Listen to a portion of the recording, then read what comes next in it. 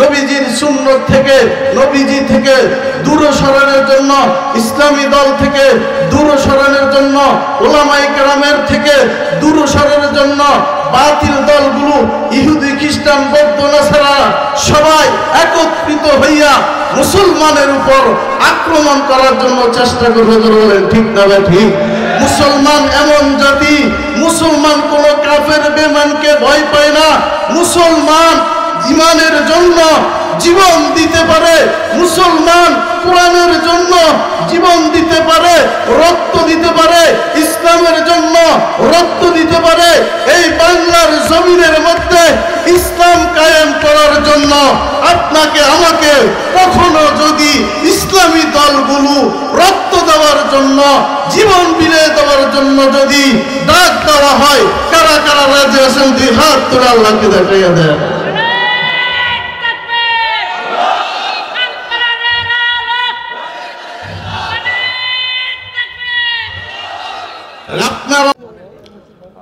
وإنك على خلق عظيم وقال النبي صلى الله عليه وسلم من أحب سنتي فقد أحبني ومن أحبني كان معي في الجنة।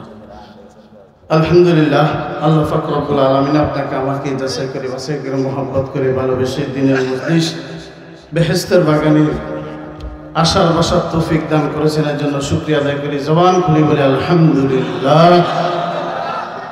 এমন একটা জায়গা আপনারা এসেছেন যে জায়গাটার মধ্যে আসলে বান্দা বসতে দেরি, আল্লাহ পাক রব্বুল আলামিন বান্দার গুনাহগুলো মাফ করতে দেরি করেন না। সুবহানাল্লাহ বললে লাভ না লস? জোরে বলেন সুবহানাল্লাহ বললে লাভ।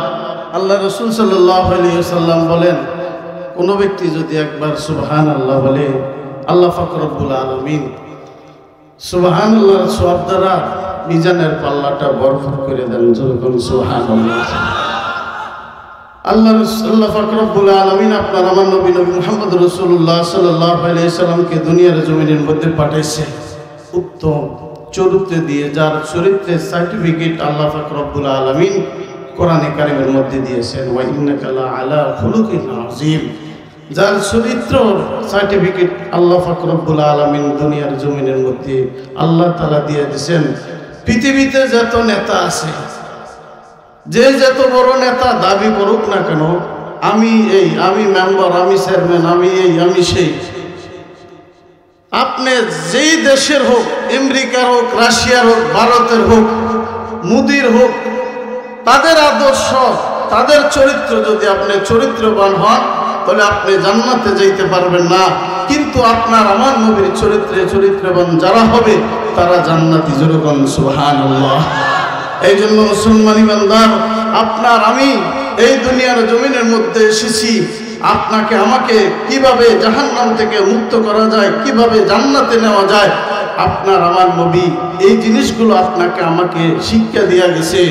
এই জন্য পৃথিবীর মধ্যে নবীজির চরিত্রে চরিত্রবান হওয়ার জন্য, নবীজির আদর্শবান হওয়ার জন্য আপনার আমি যখন একসাথে চলাফেরা করব, নবীজিকে অনুকরণ করে যখন চলব, তখন দেখবেন চারিদিক দিয়া বাতিল দলগুলো আপনাকে আমাকে নবীজির সুন্নত থেকে, নবীজি থেকে দূরে সরানোর জন্য, ইসলামী দল থেকে দূরে সরানোর জন্য, ওলামায়ে কেরামের থেকে দূরে সরানোর জন্য বাতিল দলগুলো, ইহুদি, খ্রিস্টান, বৌদ্ধ, নাসারা সবাই একত্রিত হইয়া মুসলমানের উপর আক্রমণ করার জন্য চেষ্টা করবে। বলেন ঠিক না ঠিক? মুসলমান এমন জাতি, মুসলমান কোন কাফের বেঈমানকে ভয় পায় না।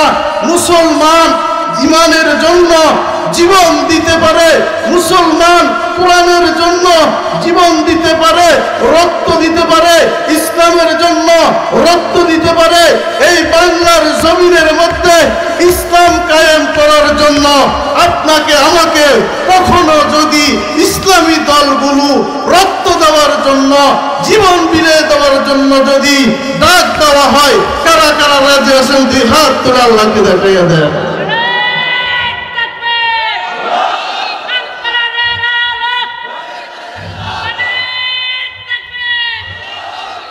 আপনার আমার নবীর চরিত্র এত সুন্দর ছিল যে আপনার আমার নবী যে একদিন মসজিদের নববীর মধ্যে বসে রয়েছে একজন তাওরাত কিতাবের হাফেজ ইহুদি এশিয়া কেবলামুখী হইয়া দাঁড়াইয়া প্রস্তাব করে দিছে নাউজুবিল্লাহ। মসজিদের ভিতরে যদি কেউ প্রস্তাব করে আপনারা কি বসে থাকবেন না দৌড়াইবেন? জোর কথা বলেন। যখন সাহাবায়ে কেরাম একে একে সবাই মিলে ওই ইহুদিকে মারতে গেছে, আল্লাহ রাসূল সাল্লাল্লাহু আলাইহি সাল্লাম বলেছে না, তোমরা মারতে পারবে না। নবীজি চিন্তা করলেন এখানে 100 সাহাবী আছে, একজনে যদি একটা করে ঘুষি মারে এই লোক দুনিয়ার থেকে বিদায় নিয়ে চলে যাবে। আপনার আমার নবী বলেছেন না, তাকে প্রস্তাব করতে দাও। প্রস্তাব করেছে, ওই লোক প্রস্তাব করার পরে আল্লাহ রাসূল সাল্লাল্লাহু আলাইহি সাল্লাম হযরত বেলালকে ডাকতে বলেছে, ও বেলাল, তুমি বালতি নিয়ে আসো, পানি নিয়ে আসো, আমি তার প্রস্রাব পরিষ্কার করব। আল্লাহ রাসূল সাল্লাল্লাহু আলাইহি সাল্লাম প্রস্রাব পরিষ্কার করলেন। পরিষ্কার করার পরে আল্লাহ রাসূল বললেন, তুমি কি জানো না এটা মুসলমানের মসজিদ, আল্লাহর ঘর, এই ঘরের মধ্যে আমরা নামাজ পড়ি? তো হুজুর আমি সবে জানি, এটা যে মসজিদ, আপনি যে শেষ নবী, এটা যে কেবলা, এটা যে আল্লাহর ঘর, আমি সব জানি। আমি তাওরাত কিতাবের মধ্যে পড়েছি যে শেষ নবী হবে তার চরিত্র সুন্দর হবে, তার সাথে খারাপ ব্যবহার করলে সে ভালো ব্যবহার করবে।